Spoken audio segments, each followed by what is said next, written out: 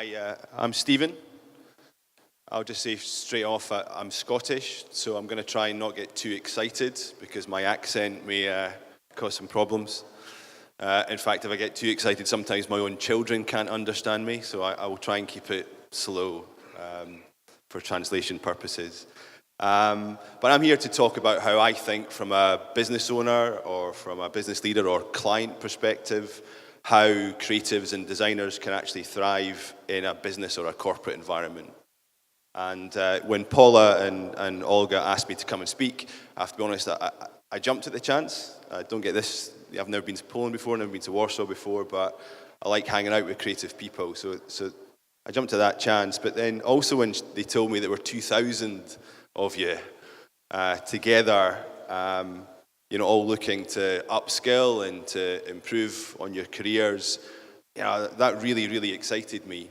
I had this image of an army of creatives, kind of working together and kind of pushing through and collaborating to make better things for each other and for businesses big and small. And I really wanted to contribute to that. So thanks for having me. And when I was reflecting on the topic, as you do as a human, I couldn't help but think about my own journey slightly. I'm not a designer, but I am in a corporate environment. And on paper, actually, I probably shouldn't be thriving in a corporate environment because I'm from a low-income family.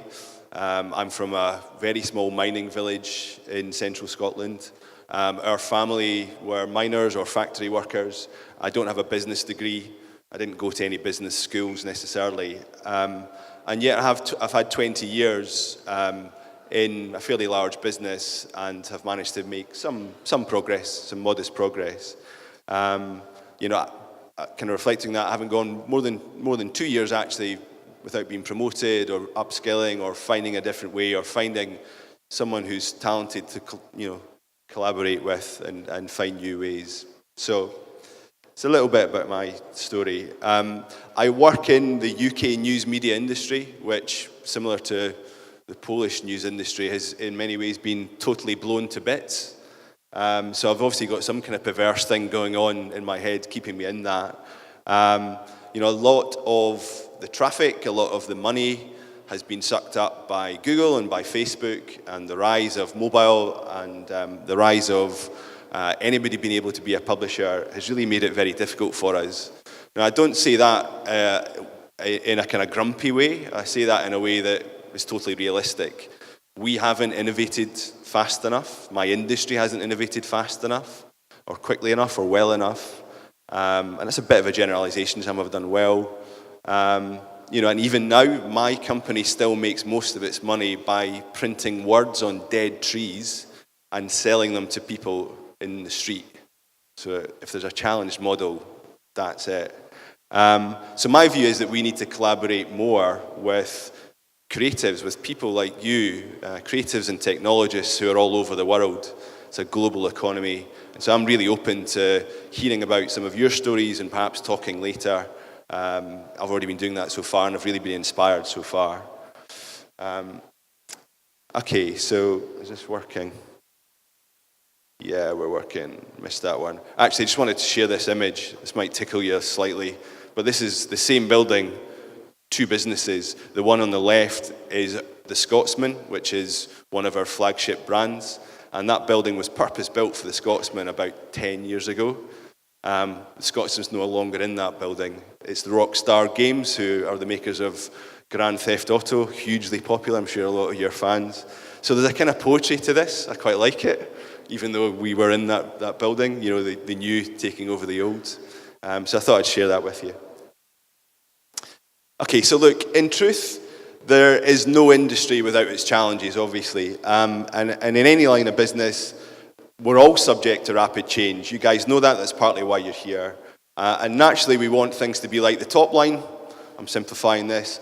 But, of course, we have to get to grips with actually how it really is. And to thrive, we've got to, I suppose, adapt to this constant disruption. And because of this, quite a few years ago, I myself decided that I was going to apply a kind of singular creative mindset the stuff that I did, and I was going to try and, as I say, collaborate with people like you. So just some examples of what we've managed to achieve as a team.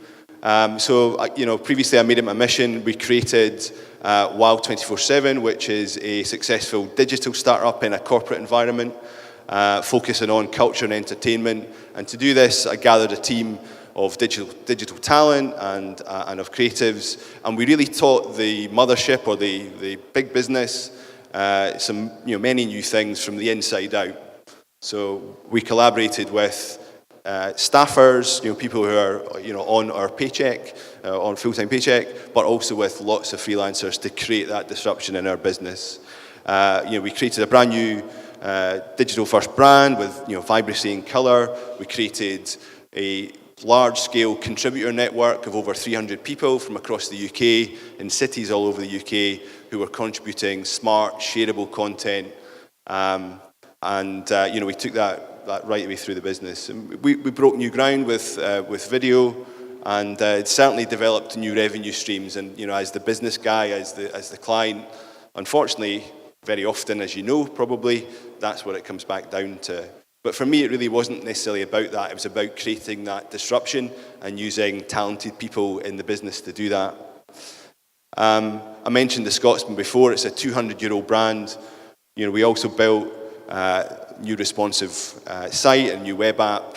But actually, it was more about injecting the ethos and the energy of the startup I mentioned to you previously into this 200-year-old brand. So we overhauled the content plan, and again, we related that back to the business goals of, increasing audience and therefore increasing advertising revenue, but taking the learnings of that startup and feeding it into this old business. And then more recently, we acquired a news brand called The Eye. Actually behaves, it's a newspaper, but it actually looks quite like a website. It's a compact quality brand. And so we set about launching the first news site in the UK, for 15 years. And through its simple design, the vision we set out for that was a really, really kind of simple design, simple UX, and trying to be the antithesis of what big national news sites in the UK have become. They've become really bloated, and they've become really quite hard to maneuver your way around as a user. And in 12 short months, we've elbowed our way in. We're a young brand, and we've been shortlisted for a whole host of industry awards in recognition. And we also have 1.5 million people a month using the site, so pretty good within 12 months. So look, I'm not sharing these with you because I think that they are ridiculously innovative. I'm giving you some examples to give you some context. I'm sharing them with you because actually they're polished examples. But the truth is, and it's an overused term, we have failed remarkably well over the years. And, we've had to pick ourselves up and dust ourselves off, many, many times. Getting any kind of change to happen in a 200-year-old business is extremely difficult. And you definitely burn a lot of calories and you blow a lot of brain cells. But as I've already referenced, and the tone of my talk today is that we have only been able to really do that by collaborating with people like you, by finding talent and either hiring it in or planting it into our business permanently.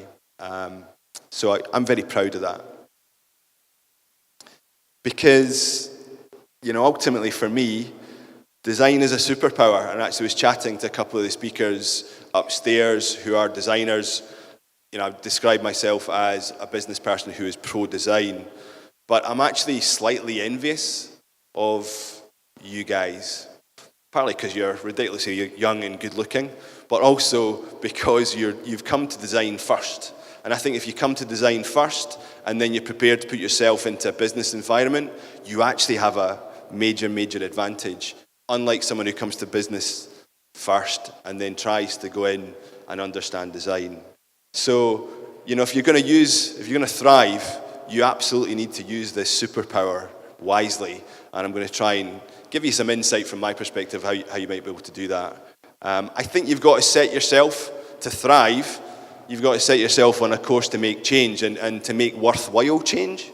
And look, with the rise of empathetic design and design thinking, I'm sure that you guys are all setting yourself on a course to create people-centric products and designs. We definitely need you to keep doing this. Please don't stop that. But in order to make the changes that we need, in order to thrive in a business or a corporate environment, we also need you to reframe what you're doing. We need you to reframe your skills and actually point them inside our businesses.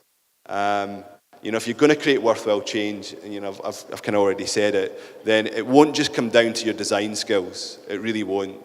But it's going to come down to the demeanor that you adopt and ultimately the actions that you choose to take. And I don't just mean the odd action, I mean over and over and over again. The great Tom Peters, in his book In Search of Excellence, he reckons that the one sure thing that he learned in 48 years of leading businesses and consulting is that a bias for action is innovation tactic number one. So that doesn't just go for businesses, that goes for people. And a bias for action, choosing to take a bias for action, which can be exhausting, but if you choose to do that, then you've got more chance. And look, businesses are complex. They are absolutely complex. It's really hard. I say this often, people make business very difficult.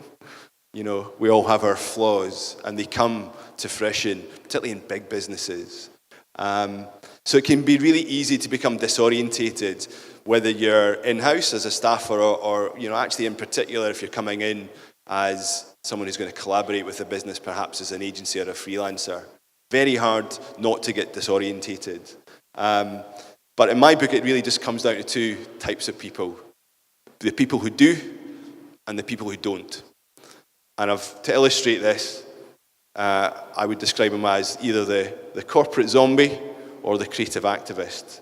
And the corporate zombie is a mere service provider. They come in and do the basics. They take the money. They deliver probably something quite vanilla. And they don't really try to do anything different. If they're in-house, then they probably see themselves as a department, which is actually pretty horrible, really. So they'll stay off to the side, they'll take the brief. That'll be enough. Whereas the creative activist, they're a problem solver. They're a maker. They're a collaborator, all-star collaborator. And they're a doer. And if they're in a business, then I would describe them as an entrepreneur. I would describe myself as an entrepreneur, a bit cheesy, I know, but my team are a team of entrepreneurs, and we're trying to make change by taking risks and finding ways to reach profitable outcomes. And for me, profitable outcomes don't necessarily just mean mean money. But if, as I said, if they are a supplier, if they are an agency, then there's someone who is acting as though they are part of the business that they're serving. And they're providing that energy. Okay, so to help you on your way, I figured I'd try and give this some structure. I've come up with 10 principles. I could probably come up with 110 principles on this subject, but I've come up with 10 principles that I think actually will help you along your way. Hopefully, you can reference back to them in future. So I'm going to work through these. Okay, so the first one is choose the right problems to solve. Laser in on the right problems. So the corporate zombie lurches from one problem to the next, not actually solving anything and ultimately delivering nothing. And in my experience, you can actually find an awful lot of so-called problems to solve, but it takes a special individual or it takes a special group of people to actually get into the heart of what the real problem is. And it's difficult, but it's possible. So finding and focusing on the right problem actually, obviously, is going to help, but it's more than likely going to make you stand out from the crowd, because particularly in big businesses, usually everyone's losing their shit over something. There's usually initiatives about initiatives. So it takes a Zen focus, it takes a calm individual to find what the right problem is.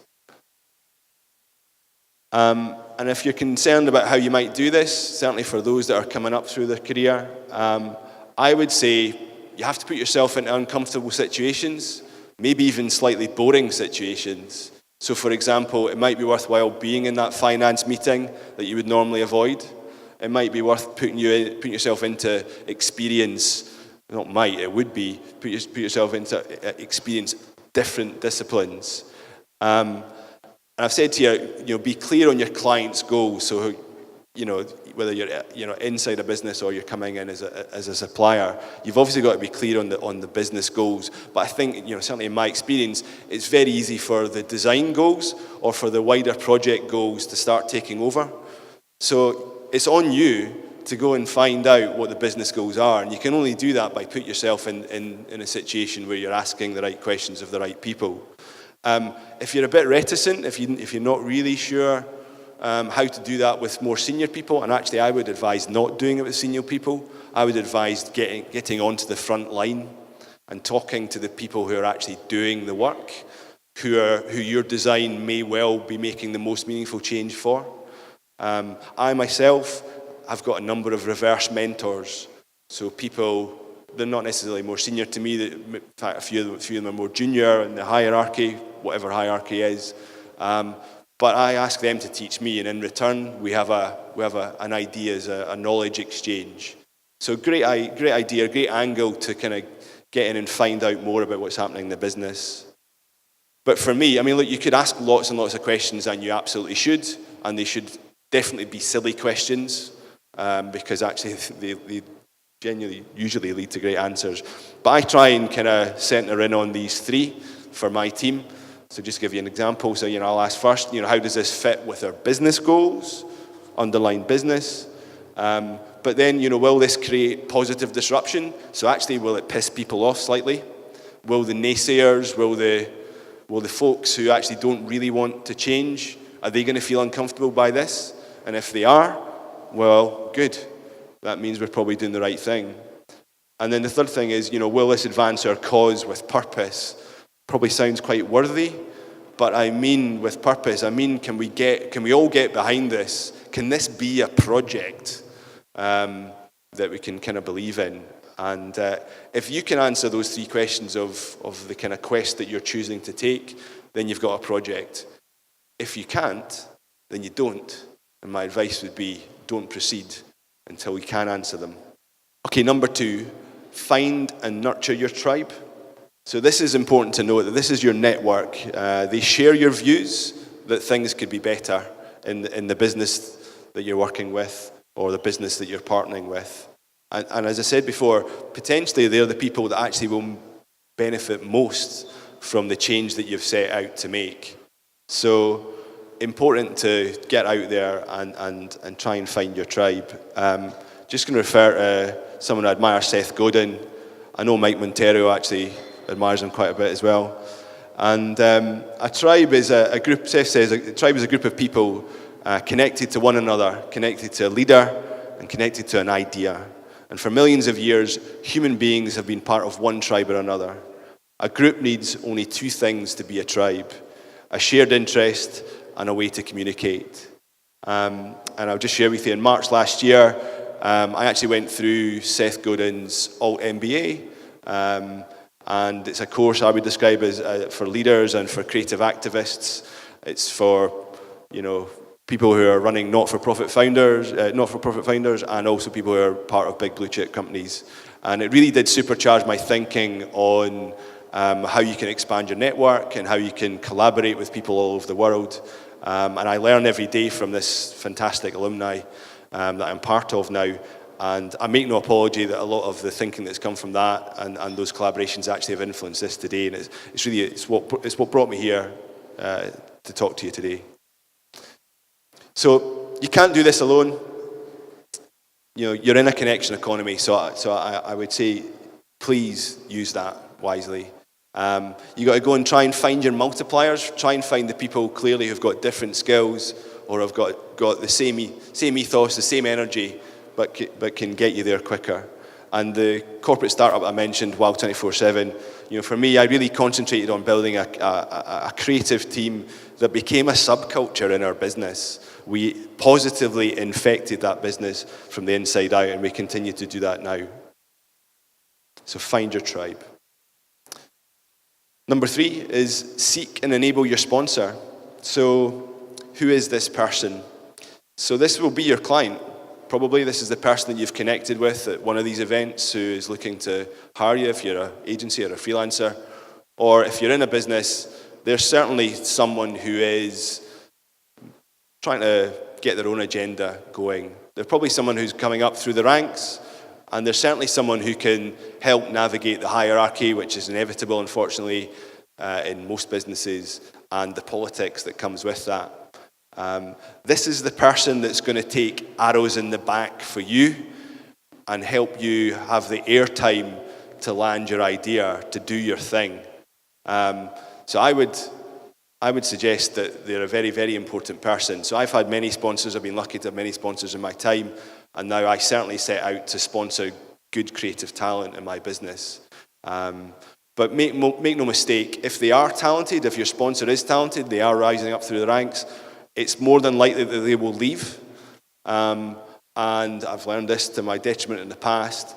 It's really important that you nurture other relationships other than just your sponsor. Because if they are good, they're more than likely going to move on.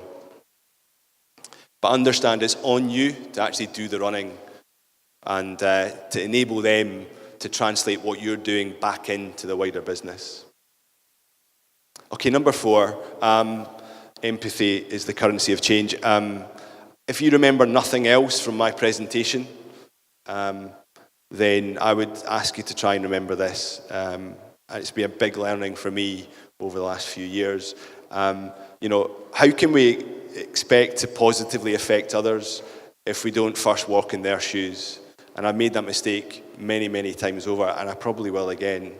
I'd ask you to consider the worldview of others, and then consider how you can adapt your own over and over and over again. It is a constant optimization process. And look, if you're going to make worthwhile change, then you're definitely going to come up against difficult people. There's no question. You're going to come up against creative tension in that way. And naturally, we probably all want to avoid that tension. My advice is move towards that tension, move towards that person, because it's certainly in my own experience, I've found that the person who's probably given me the most static can often be the person that actually is the most talented, and therefore the person that will help you get there, get your thing done most quickly. So don't shy away from this. A friend of mine and fellow entrepreneur, a guy called Tom Anderson, who's based over in California, we were recently discussing how design can fit into a big business. He's in a big utilities business, really boring and in his words, very difficult to create change in.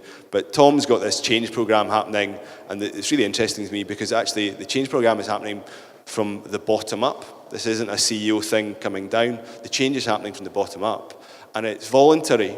So he's got several hundred co-workers volunteering to effectively make things better and solve problems in their business. And what they're doing is they're empathizing with each other. He's bringing departments together, and then they're using design principles to create solutions. So we both agreed that empathy and design is the combination that can make such powerful change. So I'm going to ask this of you.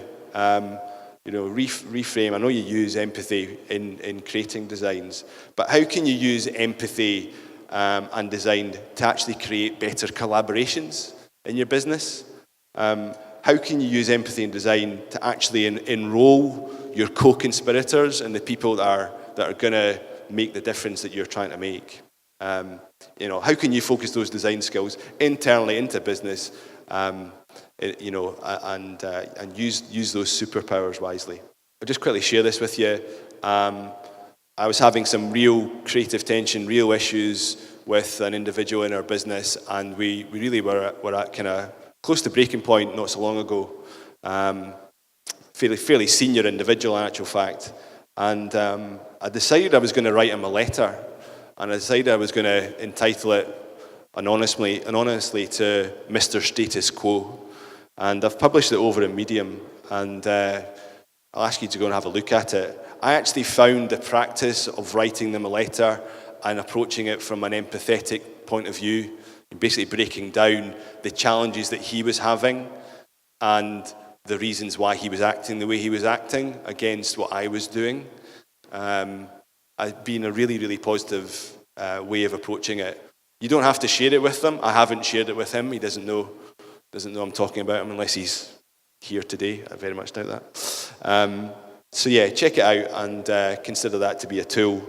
And then another tool that I just share with you, I just put together this basic canvas. We use empathy maps in our work. I'm sure a lot of you guys do too, in terms of agile development. But I've kind of reframed it into this kind of simple canvas. You can find it on my website, kerrfinder.com. And it's basically a framework that pushes you to develop a more expansive understanding of the very people that you're trying to work with and the very people that you're trying to collaborate with. And it pushes you to walk in their shoes. And if you give it a try, let me know. Let me know if it works for you or not, or if you think I should change it. Again, let me know. But check it out. Okay, number 5, ego is the enemy. So, in my opinion, client opinion, this can often be the single biggest barrier to collaboration and therefore progress. So, bottom line for me is, don't take yourself too seriously. In Scotland, we'd say, don't be a dick. So, dazzle us with your ideas, dazzle us with your productivity, dazzle us with your humility, and your brilliant project management, but please don't try and dazzle us, with your swagger or with your arrogance or with your ego, because so often I've seen relationships going wrong in business, either through supplier and the business owner, or the other way around. Another tip from me is, if you haven't read it or listened to it already, then check out Ryan Holiday's book, Ego is the Enemy. It's a fantastic book. I'm going to hand over Ryan's words. Ryan says that ego is the enemy of what you want and what you have, of mastering a craft, of real creative insight, of working well with others, of building loyalty and support, of longevity, of repeating and retaining your success. It repulses advantages and opportunities. It's a magnet for enemies and errors. So pretty powerful words. Okay, number 6, apply agility and fleet of foot. So if ego is the enemy, then certainly I'd say that inertia is its bedfellow. So I would say in any business, try to choose a project state of mind. And as a business owner, I would say that a project obviously has a vision, but it has a plan. It's got a beginning, it's got a middle, and it's got an end. But ultimately, it should have an outcome, and that outcome should be related to the business goals. You've probably all checked out The Lean Startup by Eric Ries. It's a book that's done well in our business. But bottom line is, getting shit done on a very regular basis will allow you to stand out in any business, but in particular a large business. Equally for me, if you're coming in as a supplier to a bigger business, it's often the way that business wants to just throw people at the situation. Corporates like meetings, and invariably they're ridiculously unproductive. So it's on you as the creative activist to try and keep it lean and to try and advise the client, internal client, external client, to do that. If you're going to have a meeting, have it standing up. At least try to keep it to 40 minutes. Have an agenda, for goodness sake, and make sure you take actions. And it's really surprising how often that doesn't happen, when you're working with bigger businesses. So I mentioned the lean process before. I'm a fan of that. But actually, I was going to suggest to you that you perhaps consider reframing this process and actually maybe try and see yourself as the lean startup. So not the product, not a product, but refer to yourself as a lean startup. So consider each day as a project, and consider your performance in that day as the product, and consider what data is coming back from the people that you're collaborating with. Certainly when I've been coaching and mentoring other creatives, some folks have found that interesting. But ultimately, always be launching, always be optimizing. But above all else, sprint. I mentioned Seth Godin's altMBA. I mean, that course really supercharged my thinking on productivity. In 4 weeks, we covered 15 projects. And And we had, minimum of 3 deadlines each week, working with people all over the world to deliver those. And at the same time, I had the day job, I had 6 weeks to build and launch a national news site from scratch. So we had 2 weeks of discovery and two sprints to help us get there. So bottom line for me is set uncomfortable deadlines, for goodness sake, and do your prep. Then sprint, put everything into it, rest, and then do it again. Okay, number 7, the new school guys mentioned it before. We're definitely all irrational. And, as humans at times, we can be highly subjective, highly sensitive, certainly emotional. And, the creative activist actually accepts that. Now, I wasted, certainly in the early part of my career, an awful lot of energy not understanding this, not understanding why my ideas weren't landing. And I've found that if this is my starting point, if everybody that I'm talking to, if I imagine them to be utterly irrational, well then actually, it certainly helps. So when dealing with people, remember that you're dealing not only with creatures of logic, but creatures of emotion. And very often you will be in presentations or in one-to-one meetings, and the person in front of you will be telling you that they like what you're doing, that they totally buy into what you've said, and they're ready to go. And soon after, when you talk to them again, they'll have completely forgotten that and actually think about something else. I would say, just accept this, and that it's actually on you to understand this and on you to find new ways of actually getting your point across and things to land. Equally, remember that it's always political, particularly in big businesses. Again, myself, always tried to avoid politics in the early part of my career. But then I realised actually if what you're trying to do is truthful and honest, if it's worthwhile and you're doing it for the right reasons, then just accept that it's political. Accept that you have to influence in the right way to get your thing done. Okay, number 8, everybody is in sales. So some consider this to be a murky world. And I say, if you've got an idea, if you want to solve a problem, or if you want to win business, then please accept that we're all in sales. Don't just tell your story, find a way of selling your story, because the best story wins every time. So build a compelling tale about your goal and about the process and the project and your collaborators, but ultimately build a tale that ends with the impact that it's going to make. You may have come across Simon Sinek's work. It's great work, hugely popular TED Talk. I won't get into it too much now, but Simon talks about how you should lead, or great organizations, great people lead with their why, the reason why they're doing it. People don't buy what you do, they buy why you do it. So practice this, and practice telling that in a way that your client will understand. And I suppose ultimately it comes down to defining your value proposition. Explain what makes your product unique. So often that isn't the case when I hear pitches. Try to use language that isn't jargon. Try to use language that your client will understand.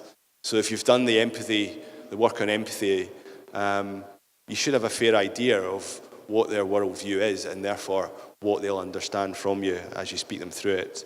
But ultimately focus on the problem that you're going to solve clearly.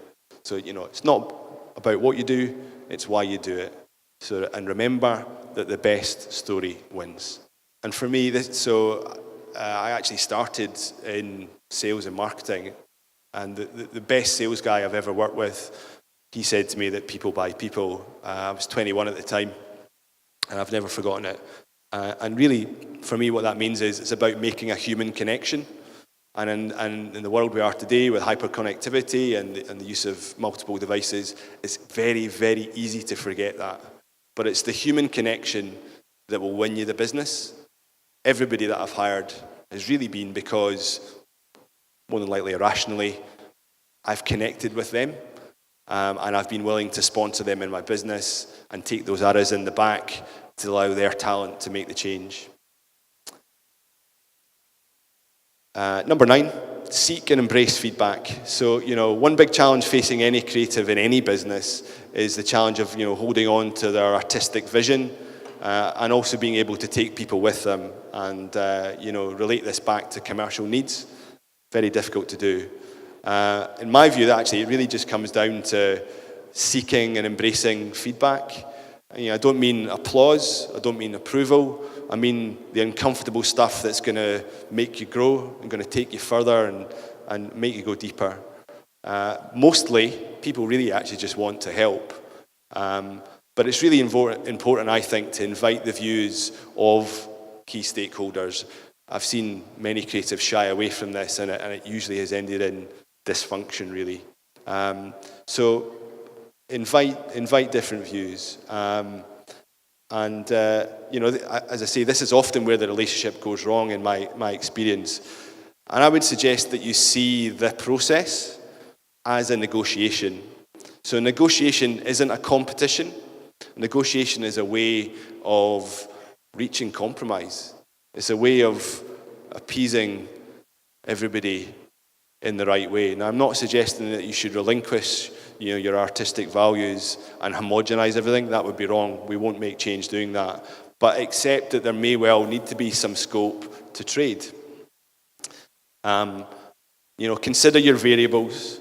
Consider those elements. They might be tiny elements that you're comfortable with trading. Open up, go and seek conflicting views that might well be uncomfortable, but will inform the process. And then try and empathize, as I've said, relate it back to the feedback, but ultimately relate it back to the project goals, the actual business and project goals. And then, if you can, and only if you can, compromise. Only trade what you feel is confident won't compromise your vision and the values. But the big thing for me is explain why you're not prepared to trade. But don't explain through emotion. Explain based on the project goals. Explain based on the business goals. And if you can do that, then it's more than likely the case that the client or stakeholders will understand. They just need to know that you've thought it through and that you've listened to them. Finally, from me, principle number 10 is to do work that matters. Now, this is quite a hard one because look, we all can't cure rare diseases or killer diseases and put rockets on the moon. I hope that some of you do. I really do. And often I have it myself. You talk to people who are in business and they're not really doing the most rewarding work. It's not the most benevolent work. My advice is to try and find a way to reframe that. Try and find a way to make it matter to you. So in my own experience, hopefully you can tell, I've become this creative activist in a 200-year-old business, and I enjoy positively disrupting, but I mostly enjoy the fact that I'm able to collaborate with people like you. And, my team, my tribe are the people that I'm there for. I love the fact that they have ideas. I love the fact they listen to my ideas. I love the fact they take criticism and then recycle that and make that into better solutions. And that's what matters. That's kind of what gets me out of bed. But also I think, that sidelines are really important. And I'm sure as designers, as creatives, you're well aware of this. But, really struck by Paula and Olga and their sidelines. I mean, they are designers. They're illustrators. And yet they've created this wonderful event. This was a sideline for them. And now it really, really matters, not just to them, but to thousands of people across on a national scale, on an international scale. So sidelines are really important. And they often become the thing that you actually do. And for me, for the last year, on my site, kerrfinder.com, I've been writing about creative endeavour and about people who are creating change, and I've found that to be hugely therapeutic. And it's really been an antidote for me in terms of the corporate madness that I've found myself surrounded in on a daily basis. So sidelines are important in terms of doing work that matters. They can be the antidote, as I say. Okay, so I'm almost finished. So I'd love it if you kept in touch. I think there's a Q&A later on, so be really up for getting deeper on some of the principles. I'd love to know if you agree. I'd also love to know if you disagree, genuinely. And if you disagree with anything that I've said, then it'd be great to have that discussion. So maybe we can do that. Ideally not at the party tonight. Let's just enjoy some beers and a bit of a laugh. And if you feel like it, sign up to my newsletter over on kerrfinder.com.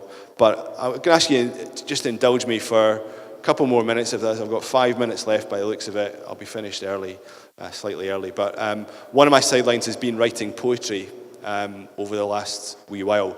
And I figured I'm never going to get the chance to stand up in front of so many people and tell them a poem. Right at the moment, all I get to do is tell my wife and children. And they haven't thrown me out the house yet, so I'm going to share this. I figured it was fairly suitable in that it's called The Work That Matters. So I'm going to share this with you. There's method in the madness. Nothing really happens without the work that matters. Face the hard part. Get to where your heart can race, your spirits raise, and deliver the surprise that helps others become wise. Pen to paper, brush to canvas, MacBook to scrapbook, they all play their part. If you make a start and you understand, there's no home run, it's never won, no perfect song sung. Patience and method are what bring pleasures over time. Now sure, the spirit can crash, and there's the odd sob, and I suppose there's the cash. But don't let them rob the reason you felt like pleasing yourself and others, the sisters and brothers, all pushing through to make it right, to ship it first, to quench that thirst, to do the work that matters. Thanks for indulging me. Thanks for listening. See you later.